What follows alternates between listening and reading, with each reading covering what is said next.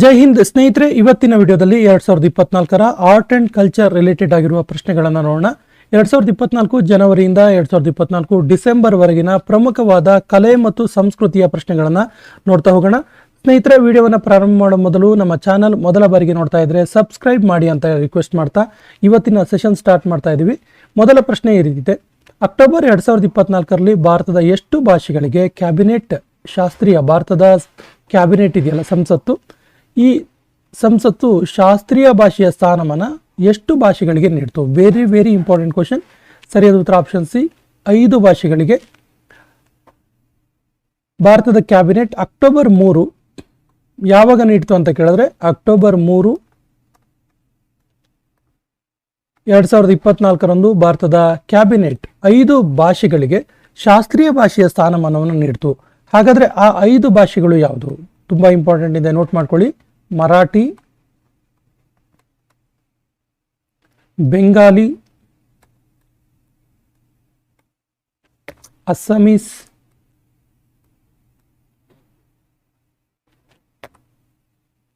ಪಾಳಿ,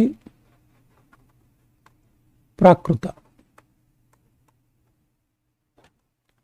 ಸ್ನೇಹಿತರೆ ನೋಡಿ, ಮರಾಠಿ, ಬೆಂಗಾಲಿ, ಅಸ್ಸಾಮೀಸ್, ಪಾಳಿ ಮತ್ತು ಪ್ರಾಕೃತ ಈ 5 ಭಾಷೆಗಳಿಗೆ ಭಾರತದ ಸಂಸತ್ತು 2024ನೇ ಸಾಲಿನಲ್ಲಿ ಶಾಸ್ತ್ರೀಯ ಭಾಷೆಯ ಸ್ಥಾನಮಾನವನ್ನು ನೀಡಿತು.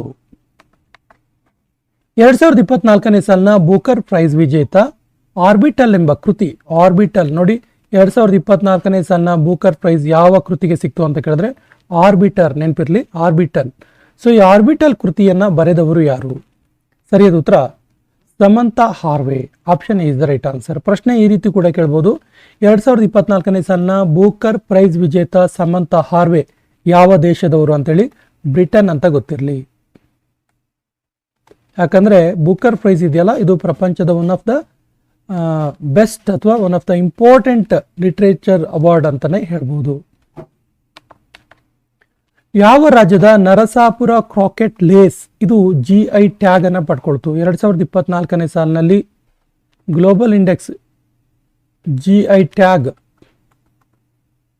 ಜಿಯೋಗ್ರಫಿಕಲ್ ಇಂಡೆಕ್ಸ್, ಈ GI ಟ್ಯಾಗ್ ಅನ್ನು ಪಡ್ಕೊಂಡಂತ ನರಸಾಪುರ ಕ್ರಾಕೆಟ್ ಲೇಸ್ ಯಾವ ರಾಜ್ಯದ್ದು ಅಂತ. ಆಕ್ಚುಲಿ ನರಸಾಪುರ ಕ್ರಾಕೆಟ್ ಲೇಸ್ ಇದೆಯಲ್ಲ, ಇದೊಂದು ಹ್ಯಾಂಡ್ಲೂಮ್ ಕ್ರಾಫ್ಟ್ ಆಗಿದೆ, ನೆನಪಿರ್ಲಿ ಹ್ಯಾಂಡ್ಲೂಮ್ ಕ್ರಾಫ್ಟ್. ಏನು ಅಂತ ಕೇಳಿದ್ರೆ ಇದೊಂದು ಹ್ಯಾಂಡ್ಲೂಮ್ ಕ್ರಾಫ್ಟ್ ಆಗಿದೆ. ಸೊ ಯಾವ ರಾಜ್ಯದ್ದು ಕೇಳಿದ್ರೆ ಇದು ಆಂಧ್ರ ಪ್ರದೇಶದ್ದು. Option B is the right answer. ಭಾರತದ ಮೊದಲ ಸಂವಿಧಾನ ಸಂಗ್ರಹಾಲಯ ಕಾನ್ಸ್ಟಿಟ್ಯೂಷನ್ ಮ್ಯೂಸಿಯಂ ಅನ್ನು ಯಾವ ರಾಜ್ಯದಲ್ಲಿ ಉದ್ಘಾಟನೆ ಮಾಡಲಾಯಿತು? ಸರಿಯಾದ ಉತ್ತರ ಹರಿಯಾಣದಲ್ಲಿ ಉದ್ಘಾಟನೆ ಮಾಡಲಾಯಿತು. ಹರಿಯಾಣ ರಾಜ್ಯದ ಸೋನಿಪತ್.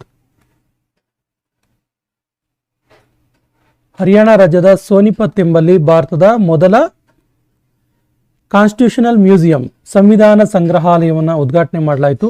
ಇದನ್ನು ಉದ್ಘಾಟನೆ ಮಾಡಿದವರು ಯಾರು ಅಂತ ಕೇಳ್ತಾರೆ, ಗೊತ್ತಿರಲಿ ಓಂ ಬಿರ್ಲಾ.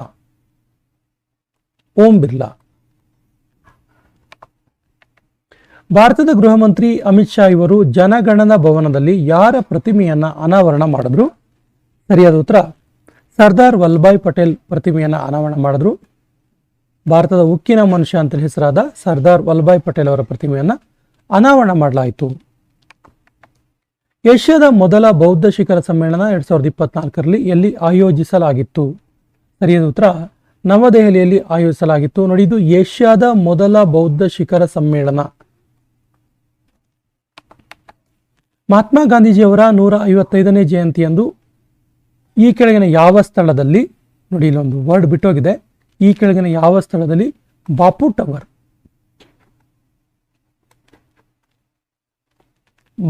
ಟವರ್ ಅನ್ನ ಉದ್ಘಾಟನೆ ಮಾಡಲಾಯಿತು? ಸೊ ಮಹಾತ್ಮ ಗಾಂಧೀಜಿಯವರ 155ನೇ ಜಯಂತಿಯ ಸಂದರ್ಭದಲ್ಲಿ ಕೆಳಗಿನ ಯಾವ ಸ್ಥಳದಲ್ಲಿ ಬಾಪು ಟವರ್ ಅನ್ನ ಉದ್ಘಾಟಿಸಲಾಯಿತು? ಸರಿಯಾದ ಉತ್ತರ ಪಾಟ್ನಾದಲ್ಲಿ ಉದ್ಘಾಟನೆ ಮಾಡಲಾಯಿತು. ಪಾಟ್ನಾ ಇರೋದು ಬಿಹಾರ್ ರಾಜ್ಯದ ಪಾಟ್ನಾದಲ್ಲಿ ಗಾಂಧೀಜಿಯವರ 155ನೇ ಜಯಂತಿಯ ಸಲುವಾಗಿ ಸಂದರ್ಭದಲ್ಲಿ ಬಾಪು ಟವರ್ ಅನ್ನ ಉದ್ಘಾಟನೆ ಮಾಡಲಾಯಿತು. 25ನೇ ಹಾರ್ನ್ಬಿಲ್ ಫೆಸ್ಟಿವಲ್ ಅನ್ನು ಯಾವ ರಾಜ್ಯದಲ್ಲಿ ಆಚರಿಸಲಾಯಿತು? Hornbill festival very very important festival. ಯಾಕಂದರೆ ತುಂಬ ಪರೀಕ್ಷೆಗಳಲ್ಲಿ ಹಾರ್ನ್ ಬಿಲ್ ಫೆಸ್ಟಿವಲ್ ಬಗ್ಗೆ ಕೇಳಿದ್ದಾರೆ. ಸೊ ಎಲ್ಲಿ ಇದನ್ನು ಆಚರಿಸಲಾಯಿತು ಕೇಳಿದ್ರೆ ಇದು ನಾಗಾಲ್ಯಾಂಡ್ ರಾಜ್ಯದ ಒಂದು ಸಾಂಪ್ರದಾಯಿಕ ಫೆಸ್ಟಿವಲ್ ಆಗಿದೆ. ಹಾರ್ನ್ಬಿಲ್ ಫೆಸ್ಟಿವಲ್ ಬಗ್ಗೆ ಒಂದು ಇಂಪಾರ್ಟೆಂಟ್ ಅಂಶ ಇದೆ, ಏನು ಕೇಳಿದ್ರೆ ಇದನ್ನು ಫೆಸ್ಟಿವಲ್ ಆಫ್ ಫೆಸ್ಟಿವಲ್ಸ್ ಅಂತ ಕರೀತಾರೆ. Festival of festivals. Festival of festivals ಅಂತ ಯಾವ ಒಂದು ಉತ್ಸವವನ್ನು ಹಬ್ಬವನ್ನು ಕರೀತಾರೆ ಅಂತ ಕೇಳಿದ್ರೆ ಗೊತ್ತಿರಲಿ, ಹಾರ್ನ್ ಬಿಲ್ ಫೆಸ್ಟಿವಲ್. ಯಾವ ರಾಜ್ಯದ್ದು? ನಾಗಾಲ್ಯಾಂಡ್ ರಾಜ್ಯದ್ದು. 2024ನೇ ಸಾಲಿನ ಹೆರಿಟೇಜ್ ಟೂರಿಸಂ ವಿಲೇಜ್ ಅವಾರ್ಡ್ ಪಡೆದಂತಹ ಆಂಡ್ರೂ ಎನ್ನುವಂಥ ಗ್ರಾಮ ಯಾವ ರಾಜ್ಯದಲ್ಲಿದೆ? ಸರಿಯಾದ ಉತ್ತರ ಇದು ಮಣಿಪುರದಲ್ಲಿರುವಂಥದ್ದು. ಇದಕ್ಕೆ ಯಾವ ಗೌರವ ಸಿಕ್ತು? 2024ನೇ ಸಾಲಿನ world heritage tourism village, UNESCO heritage tourism village award ಸಿಕ್ತು. ಕೆಳಗಿನ ಯಾವ ಸ್ಥಳದಲ್ಲಿ 9ನೇ ಅಂತಾರಾಷ್ಟ್ರೀಯ ಗೀತಾ ಮಹೋತ್ಸವವನ್ನು, ಗೀತಾ ಅಂದ್ರೆ ಇಲ್ಲಿ ಭಗವದ್ಗೀತಾ, ಗೀತಾ ಮಹೋತ್ಸವವನ್ನು ಆಯೋಜಿಸಲಾಗಿತ್ತು? ಸರಿಯಾದ ಉತ್ತರ ಕುರುಕ್ಷೇತ್ರ, ಈ ಸ್ಥಳದಲ್ಲಿ. ಸೊ ಕುರುಕ್ಷೇತ್ರ ಸ್ಥಳ ಇರೋದು ಎಲ್ಲಿ ಕೇಳಿದ್ರೆ ಹರಿಯಾಣದಲ್ಲಿ. ಸ್ನೇಹಿತರೆ, ಈ ಗೀತಾ ಮಹೋತ್ಸವದ ಬಗ್ಗೆ ಒಂದು ಇಂಪಾರ್ಟೆಂಟ್ ಫ್ಯಾಕ್ಟ್ ಇದೆ. ಏನು ಕೇಳಿದ್ರೆ ಪ್ರತಿ ಸಾರಿ ಗೀತಾ ಮಹೋತ್ಸವವನ್ನು ಆಯೋಜನೆ ಮಾಡಿದಾಗ ಒಂದು ಪಾರ್ಟ್ನರ್ ಕಂಟ್ರಿ, ಒಂದು ಪಾರ್ಟ್ನರ್ ಸ್ಟೇಟ್ ಅನ್ನು ಆಯ್ಕೆ ಮಾಡಲಾಗುತ್ತೆ. ಸೊ 2024ನೇ ಸಾಲಿನ ಪಾರ್ಟ್ನರ್ ಕಂಟ್ರಿ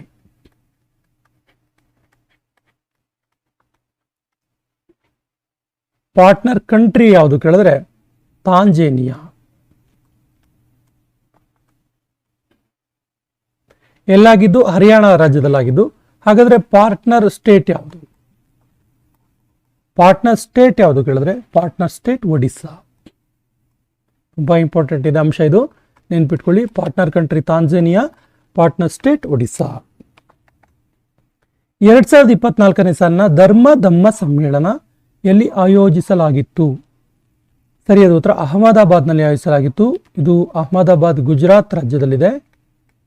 ಗುಜರಾತ್ನ ಅಹಮದಾಬಾದ್ನಲ್ಲಿ ಧಮ್ಮ ಸಮ್ಮೇಳನ 2024 ಆಯೋಜಿಸಲಾಗಿತ್ತು. ಇದರ ಥೀಮ್ ಏನಾಗಿತ್ತು ಅಂದ್ರೆ ಕಾಸ್ಮಾಲಜಿ ಇನ್ ಧಮ್ಮ ಟ್ರೆಡಿಷನ್. ಕಾಸ್ಮಾಲಜಿ ಇನ್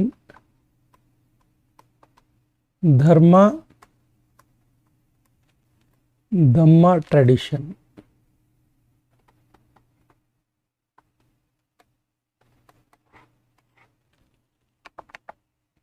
ಎರಡ್ 2024ನೇ ಸಾಲಿನಲ್ಲಿ ಧಮ್ಮ ಸಮ್ಮೇಳನ ಇದಾಯ್ತಲ್ಲ. 2024ನೇ ಸಾಲಿನ ವಿಶ್ವ ಸಂಸ್ಕೃತ ದಿನಾಚರಣೆಯನ್ನು ಯಾವಾಗ ಆಚರಿಸಲಾಯಿತು? World Sanskrit day. ಸೊ ಇದನ್ನು ಆಚರಣೆ ಮಾಡಿದ್ದು ಆಗಸ್ಟ್ 19ರಂದು. Option A is the right answer. 2024ನೇ ಸಾಲಿನ ಥೀಮ್ ಏನಾಗಿತ್ತು ಕೇಳಿದ್ರೆ Vedic heritage and tradition. Vedic heritage and tradition. Vedic heritage and tradition. ಭಾರತದ 43ನೇ UNESCO world heritage site Moidams ಇದು ಯಾವ ರಾಜ್ಯದಲ್ಲಿದೆ? ಸರಿಯಾದ ಉತ್ತರ ಇದು ಅಸ್ಸಾಂ ರಾಜ್ಯದಲ್ಲಿ ಇರುವಂತದ್ದು Moidams. Option D is the right answer. ಮಧ್ಯಪ್ರದೇಶದ ಈ ಕೆಳಗಿನ ಯಾವ ಸ್ಥಳವು ಯುನೆಸ್ಕೋ ವರ್ಲ್ಡ್ ಹೆರಿಟೇಜ್ ಪಟ್ಟಿಗೆ ಸೇರಿತು? ಸರಿಯಾದ ಉತ್ತರ ಓರ್ಛಾ ಎನ್ನುವಂಥ ಒಂದು ಸ್ಥಳ ಯುನೆಸ್ಕೋ ವರ್ಲ್ಡ್ ಹೆರಿಟೇಜ್ ಪಟ್ಟಿಗೆ ಸೇರಿತು. ಸೊ ಯುನೆಸ್ಕೋದ ಬಗ್ಗೆ ಹೇಳೋದಾದ್ರೆ ಯುನೆಸ್ಕೋದ ಬಗ್ಗೆ ತುಂಬಾ ಸರಿ ಕೇಳಿದ್ದಾರೆ. ಯುನೆಸ್ಕೋ ಶುರುವಾಗಿದ್ದು 16 ನವೆಂಬರ್ 1945 ಅಲ್ಲಿ, 1945ರಲ್ಲಿ. ಇದರ ಕೇಂದ್ರ ಕಚೇರಿ ಇರುವುದು ಪ್ಯಾರಿಸ್ ಎಲ್ಲಿದೆ?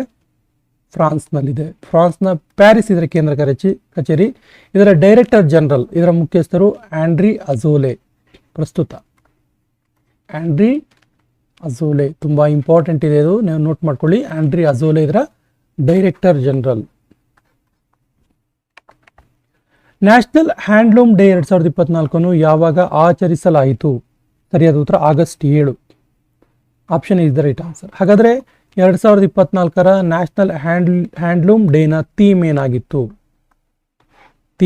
ಅಂತ ಕೇಳಿದ್ರೆ ಇದರ ಥೀಮ್ ವೀವಿಂಗ್ ಸಸ್ಟೈನಬಲ್ ಫ್ಯೂಚರ್ ಅಂತೇಳಿ. Weaving sustainable future.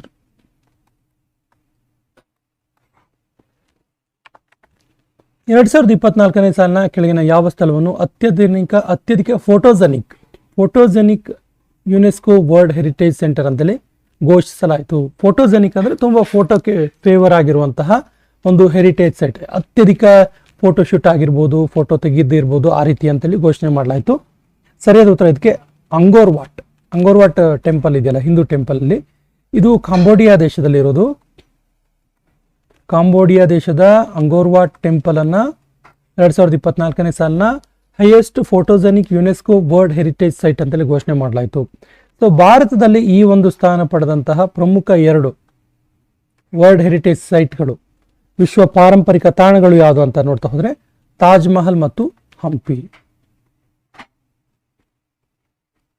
Taj Mahal ಒಂದು, ಇನ್ನೊಂದು ಹಂಪಿ, ಇದು ಭಾರತದಲ್ಲಿ. ರಾಷ್ಟ್ರೀಯ ಹಿಂದಿ ದಿವಸ್, ನ್ಯಾಷನಲ್ ಹಿಂದಿ ಡೇ ಯಾವಾಗ ಆಚರಿಸಲಾಯಿತು? ಸರಿಯಾದ ಉತ್ತರ September 14. Option C is the right answer.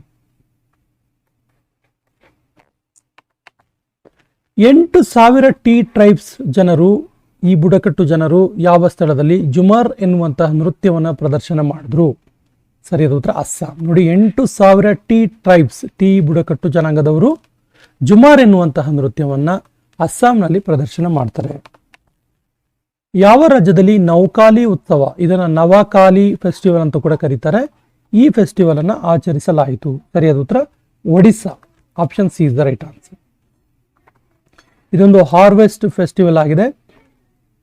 ಕರ್ನಾಟಕದಲ್ಲಿ ಯಾವ ರೀತಿ ಸಂಕ್ರಾಂತಿ ಮಾಡ್ತೀವಲ್ಲ ಅದ, ಆದ್ರೆ ಇಲ್ಲಿ ಇದನ್ನ ಗಣೇಶ ಚತುರ್ಥಿಯ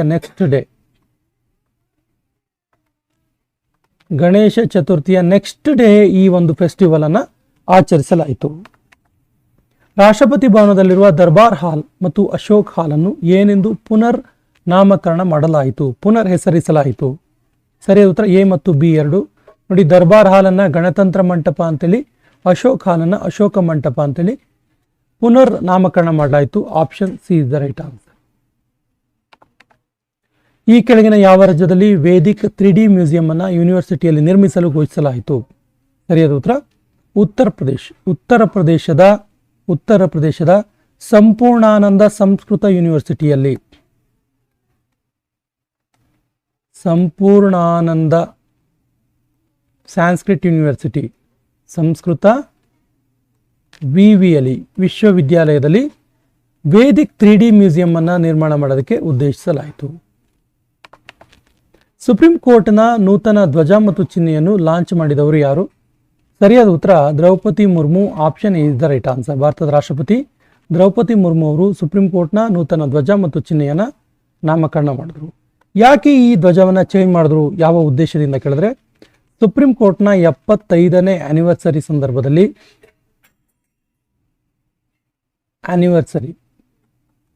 ಸಂದರ್ಭದಲ್ಲಿ ಏನ್ ಮಾಡಿದ್ರು ಕೇಳಿದ್ರೆ, ಸುಪ್ರೀಂ ಕೋರ್ಟ್ನ ಧ್ವಜವನ್ನ ಬದಲಾಯಿಸಿದ್ರು, ಚೇಂಜ್ ಮಾಡಿದ್ರು.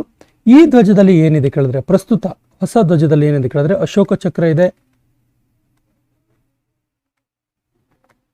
ನೋಡಿ, ಇದು ಇಂಪಾರ್ಟೆಂಟ್ ಇದೆ, ಸುಪ್ರೀಂ ಕೋರ್ಟ್ ಧ್ವಜದಲ್ಲಿರುವಂತಹ ಅಂಶಗಳು ಅಂತ ಕೇಳ್ಬೋದು. ಅಶೋಕ ಚಕ್ರ ಇದೆ, ಹಾಗೇನೆ ಸುಪ್ರೀಂ ಕೋರ್ಟ್ನ ಬಿಲ್ಡಿಂಗ್ ಇದೆ, ಸುಪ್ರೀಂ ಕೋರ್ಟ್ ಕಟ್ಟಡ ಇದೆ, ಮತ್ತು ಕಾನ್ಸ್ಟಿಟ್ಯೂಷನ್, ಭಾರತದ ಸಂವಿಧಾನದ ಕಾಪಿ ಇದೆ. ಈ 3 ಅಂಶಗಳು ಪ್ರಮುಖವಾಗಿ ಇರುವಂಥದ್ದು. 2024ರಲ್ಲಿ ಪ್ರಪಂಚದ ಅತ್ಯಂತ ಹಳೆಯ ಸೌರ ಕ್ಯಾಲೆಂಡರ್ ಅನ್ನ ವಿಜ್ಞಾನಿಗಳು ಎಲ್ಲಿ ಅನ್ವೇಷಿಸಿದರು? ಸರಿಯಾದ ಉತ್ತರ ಟರ್ಕಿಯೇ ಇದು, ಟರ್ಕಿಯಲ್ಲಿ. ಕೆಳಗಿನ ಯಾವ ರಾಜ್ಯದಲ್ಲಿ ಅಷ್ಟಲಕ್ಷ್ಮಿ ಮಹೋತ್ಸವವನ್ನು ಆಚರಿಸಲಾಯಿತು? ಸರಿಯಾದ ಉತ್ತರ New Delhi. Option is the right answer. ಈ ಕೆಳಗಿನ ಯಾವ ಸ್ಥಳದಲ್ಲಿ ಜೈನ ಮ್ಯೂಸಿಯಂ ಅಂಡ್ ನಾಲೆಜ್ ಸೆಂಟರ್ನ ಉದ್ಘಾಟನೆ ಮಾಡಲಾಯಿತು? ಈ ಸೆಷನ್ ಕೊನೆಯ ಪ್ರಶ್ನೆ. ಆಪ್ಷನ್ಸ್ ಈ ರೀತಿ ಇದೆ: ನವದೆಹಲಿ, ಪೂನಾ, ಲಕ್ನೋ, ನೋಯ್ಡಾ. ಸರಿಯಾದ ಉತ್ತರವನ್ನು ಕಮೆಂಟ್ ಬಾಕ್ಸಲ್ಲಿ ಕಮೆಂಟ್ ಮಾಡಿ ಮತ್ತು ನಮ್ಮ ಚಾನಲ್ ಫಸ್ಟ್ ಟೈಮ್ ನೋಡ್ತಾ ಇದ್ರೆ ಸಬ್ಸ್ಕ್ರೈಬ್ ಆಗಿ ಅಂತ ಹೇಳ್ತಾ ಇವತ್ತಿನ ಸೆಷನ್ ಕಂಪ್ಲೀಟ್ ಮಾಡ್ತಾ ಇದ್ದೀವಿ. ಜೈ ಹಿಂದ್.